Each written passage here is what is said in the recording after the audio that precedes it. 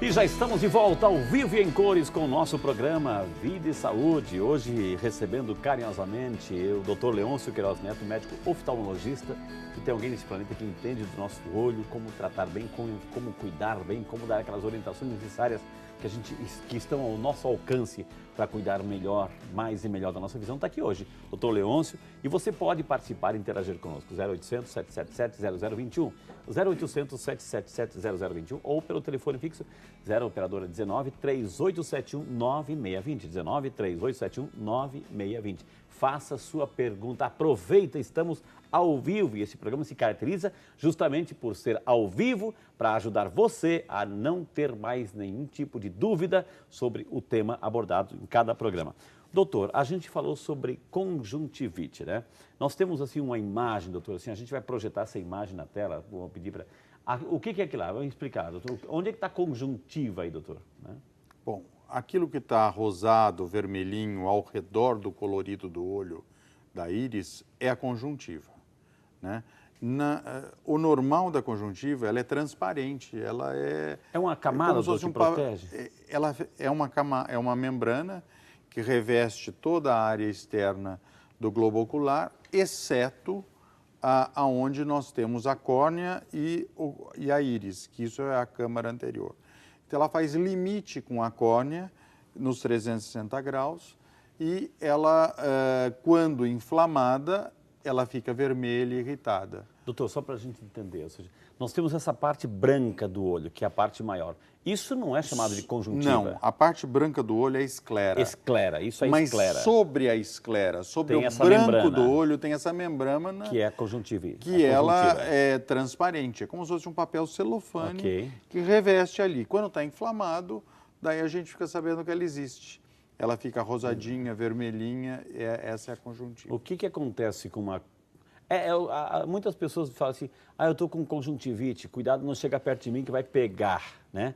É isso que, doutor, ela pega, é contagiante, ou seja, ela aparece e vai embora sozinha, como é que é? Não tem... A bactéria não vai pular de um olho no outro.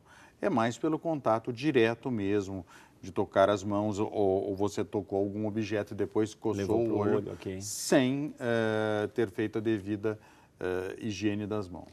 Uma conjuntivite não tratada leva a quê? Que grau de periculosidade, doutor? 70%, 80% das conjuntivites são virais. E hoje, todo ano, nós temos novas cepas do adenovírus ou de alguns primos deles que acabam fazendo mutações e às vezes ficam mais resistentes. E alguns casos desses, dependendo da virulência, da gravidade, acaba deixando cicatrizes na córnea, que são depósitos de imunocomplexos que acabam alterando mesmo a nossa visão, né? Eu tenho conjuntivites que causam ceratite e fica ali por 12, 24 meses alterando, flutuando a visão do paciente. Então, e nós temos que ter cuidado, nós estamos entrando em fevereiro. É o pico das conjuntivites, vem carnaval, vem as aglomerações, o calor continua e geralmente nós temos alguns problemas de epidemias nessa época do ano, às vezes setorizados em alguns estados do país. Doutor, muitas vezes a gente ouve falar assim, tem até uma expressão fura-olho no sentido negativo, que é aquela pessoa que quer puxar o tapete, né, um fura-olho. Mas assim, muitas pessoas, não, fulano furou o olho, né, pegou lá uma lasquinha, não sei, de lenha, sei lá. Existe o furar o olho, doutor? Sim, geralmente é fruto de um trauma ocular. Um acidente? Pode qualquer objeto pontiagudo. Uma areia de praia, doutor, pode prejudicar, pode arranhar alguma coisa assim ou não? Não, a areia de praia, muitas vezes, é como se ela lixasse a superfície do olho, mas não chega a perfurar, né? Mas nós temos, por exemplo, um corpo estranho, alguém está martelando a cabeça de um prego, né? Voa uma limalha, que às vezes é do tamanho de um grão de areia, e muitas vezes pela força, pela castanhada da cabeça do martelo sobre aquela cabeça do prego, acaba entrando e perfurando o olho e se alojando dentro do olho. Tá, isso é cegueira imediata? Não, isso é corpo estranho intraocular, que muitas vezes a gente consegue remover. Tirar, etc., existe um para-brisa de carro, né? Por que nós temos que usar o cinto de segurança? Não é só por causa da coluna. Exato, né? Quantas pessoas romperam o para-brisa com a face? Eu vi... Já tratou casos assim? Tratei casos de pessoas que perderam, que dilaceraram os 2 olhos, né? Com o para-brisa. Com o vidro dilacerado. Com o vidro. A criança que ia entre o banco do motorista e do passageiro em pezinho ali, né? Por isso que hoje existe... Presta atenção, hein? Presta atenção. Por isso que hoje existe a cadeirinha, né? Que a gente tem que colocar o filho de acordo com a idade, no tamanho da necessidade dele, para ter essas proteções. Está vendo a importância? De repente você, não precisa, etc. Mas olha só, o cuidado com a saúde, com a vida, a questão de vida e morte, mas também com os olhos. Doutor, a gente foi às ruas, eu vou desafiar o senhor agora a responder uma série de perguntas assim sobre doenças oculares. Mas eu quero começar esse desafio com essa pergunta do povo de Deus.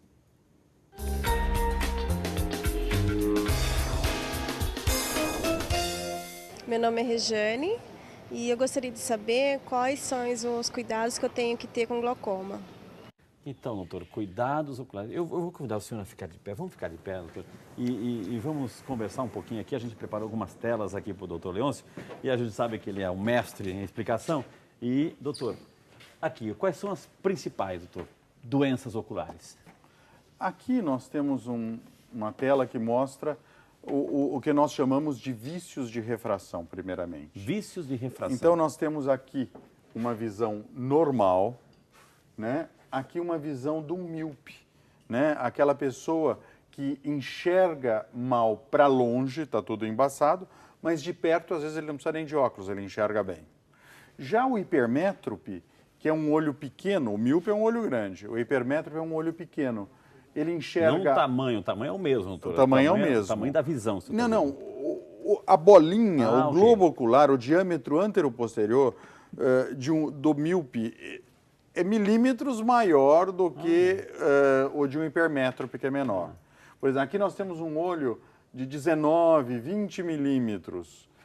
Geralmente o olho tem 22,3 milímetros. Aqui, um míope de 4 graus vai ter 23, 24. O hipermétrope de 4 graus tem um olho de 19 milímetros. Então é um olho menor. Daí ele enxerga ruim para perto e relativamente melhor para longe, olha. Diferente do míope, aqui a cerca está nítida no hipermétrope e desfocada no míope. A nossa amiga fez uma pergunta sobre glaucoma, a gente já vai responder, viu? A gente vai responder. Aliás, vamos aproveitar. Doutor, já estamos aqui um quadro de várias doenças, assim. Pode voltar ao quadro anterior, por favor? Pode voltar ao quadro anterior. Aqui é uma visão normal. O que é uma miopia?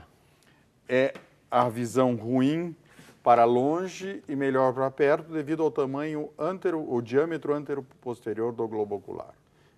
Tem alguma coisa com mio é músculo, não tem nada a ver, doutor? Assim, não. Essa raiz do nome. Então, é uma visão ruim para... Longe. Enxerga ruim longe, não consegue identificar. É um vulto, né? Isso vai atenuando, vai aumentando, doutor, com o tempo? Geralmente está ligado ao crescimento. 10% das miopias, elas são ligadas a algum fator geralmente genético, são as altas miopias. As outras miopias, geralmente você vai desenvolvendo e hoje que nós temos aí o que estão chamando de geração millennium, né? Que fica tão próximo de qualquer aparelho digital, tablet, celular, e começam desde cedo a usar tão cedo muita visão proximal. Está previsto que a gente possa ter no mundo um boom de miopia aí nos próximos anos. Isso tem correção, doutor? Isso tem tratamento? Pode-se corrigir isso? Não, a miopia, ela é sempre utilizada o óculos, a lente de contato e temos a cirurgia de miopia. Tem também isso, né? Nós começamos a ter alguns trabalhos de uso de um colírio que a gente causa uma dilatação da pupila em crianças que a gente está vendo um crescimento do grau muito precoce. E, sem dúvida, atividades lúdicas externas certamente não corroboram com a miopia, como os nossos brinquedinhos digitais, eletrônicos. Aí. Nós temos na tela da miopia, já que ele está falando da miopia, isso aqui, doutor, assim. Isso que eu tentava explicar. Ok. Aqui nós temos um olho normal e aqui nós temos o ponto focal. Então, o raio de luz entra, sofre convergências, né? Aquilo que a gente tem que lembrar da ótica geométrica do ensino médio, passa pela lente, que é o cristalino, e ele vai direto na retina. Lá no finalzinho, estou vendo aqui, doutor, que tem um finalzinho e aqui está distante. Exato. Aqui. No olho míope, que é maior, tem essa distância. Ele cai antes da retina. Entendi. Por isso que o míope a gente utiliza aquela lente divergente, que é aquela lente que você olha, o olho da pessoa, através do óculos, está pequenininho. É justamente para jogar esse ponto aqui. Olha que interessante, né? Isso é miopia. Voltando, vamos colocar aquela tela do glaucoma, porque a nossa amiga fez uma pergunta, o povo pergunta, está esperando lá. Então, doutor, vamos lá, o glaucoma, o que é isso, doutor?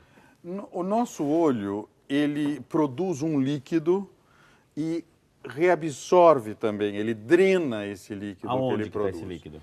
Então, esse líquido ele é produzido aqui, nesse ponto, no corpo ciliar, daí ele segue exatamente essa setinha, olha. E vem aqui para a câmara anterior, à frente do colorido do olho, dá a volta aqui e volta.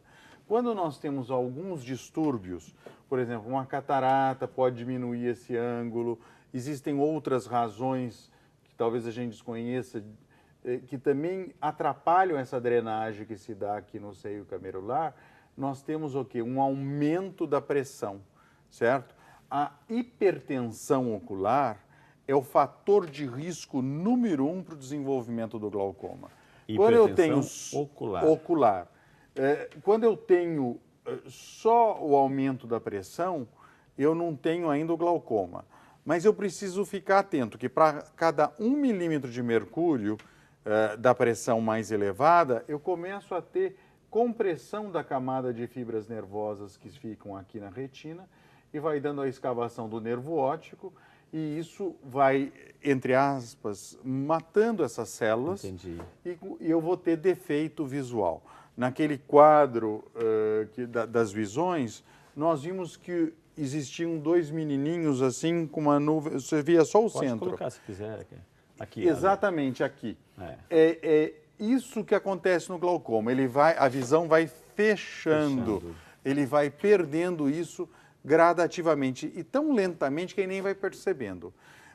E é uma doença sorrateira, que o glaucoma vai roubando a sua visão e você nem percebe. Metade dos pacientes que chegam ao consultório do oftalmologista, quando a gente faz o diagnóstico do glaucoma, já tem 50% de perda de visão. E no glaucoma, o que perdeu de visão, perdido está. Não volta. Por isso a necessidade, doutor, de visitar um oftalmologista de quanto em quanto tempo?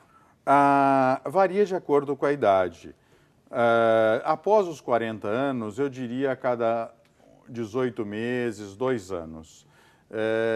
Porque geralmente o glaucoma crônico simples, que é o mais frequente, ele começa em torno dos 55 anos, mais ou menos. Então, nós precisamos, só o oftalmologista mede a pressão intraocular, que não tem nada a ver com a pressão arterial. Então, nós precisamos deixar bem distinto, que a pressão do olho é do olho e não a arterial. Mas a pessoa que sofre de diabetes, sofre de hipertensão arterial, etc., arritmia cardíaca, vai afetar direto ou indiretamente o nosso olho, doutor? Como um corpo inteiro, na verdade, é uma engrenagem, né? Sem dúvida. O nosso olho, ele permite que você faça exames através da fundoscopia, com a menina do olho dilatada ou não, e enxergue aqui a retina, o fundo do olho. E isso, muitas vezes, ele vai balizar, vai dar dados, inclusive para o nefrologista, para o cardiologista, de como está o tratamento da pressão arterial. Porque nós não podemos olhar o rim de um paciente como é que está por dentro. Óbvio que tem ultrassom, tem outros mecanismos de imagem hoje, mas o olho nós olhamos com o oftalmoscópio, um exame até simples, nós já temos uma noção. E, sem dúvida, o diabetes, depois de 5, 10 anos, quando não tratado, pode levar à cegueira. A hipertensão arterial pode levar a alterações da retina, dos vasos. E nós temos uma série de doenças sistêmicas que têm comprometimento ocular também.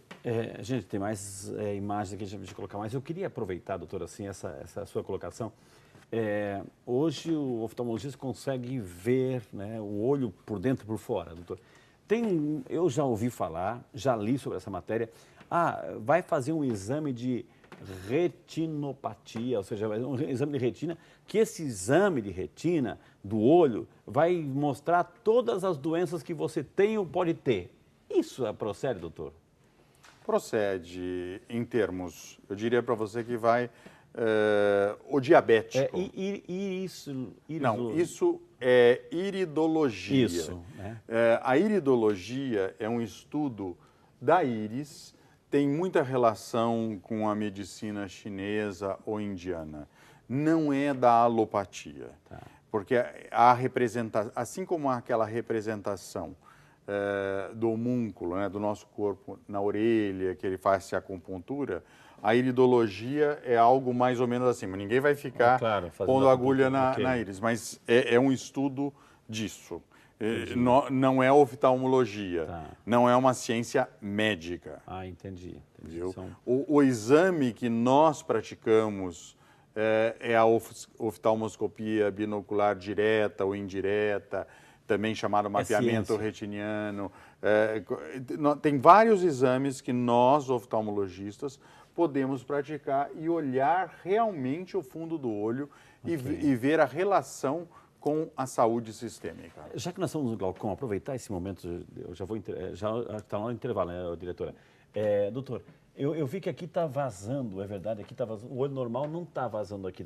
É a pressão que está empurrando? Isso é a pressão empurrando vai diminuindo, porque o que acontece? A retina tem uma série de fibras. De camadinhas?